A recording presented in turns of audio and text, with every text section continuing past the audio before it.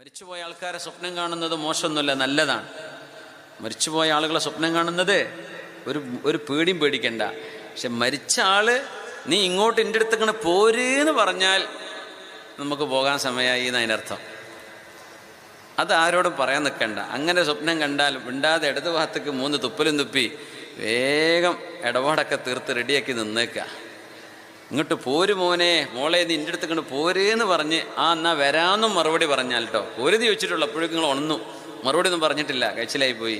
പക്ഷെ ഞാൻ വരാം, അതാ വരുന്നു എന്ന് മറുപടിയൊക്കെ അവിടെ ഉണ്ടായിട്ടുണ്ടെങ്കിൽ സ്വപ്ന വ്യാഖ്യാനങ്ങളുടെ നേതാവ് അല്ലാമ ഇബ്നു സീരീൻ റഹ്മത്തുള്ളാഹി അലൈഹി പറയാ, അത് ദുനുവി അജൽ അറായി, സ്വപ്നം കണ്ട ആള് മരിക്കാനായി എന്നതിൻ്റെ അടയാളമാണെന്നാണ്. അല്ലാതെ ഇങ്ങനെ മരിച്ചോലെ സ്വപ്നം കണ്ടാൽ പേടിയും പേടിക്കേണ്ട ആവശ്യമില്ല. ചിലർ അങ്ങനെ പറയും, മരിച്ചവരങ്ങനെ സ്വപ്നം കാണാൻ അതിനെന്തൊരു കുഴപ്പമില്ലല്ലോ, എന്താ പ്രശ്നം?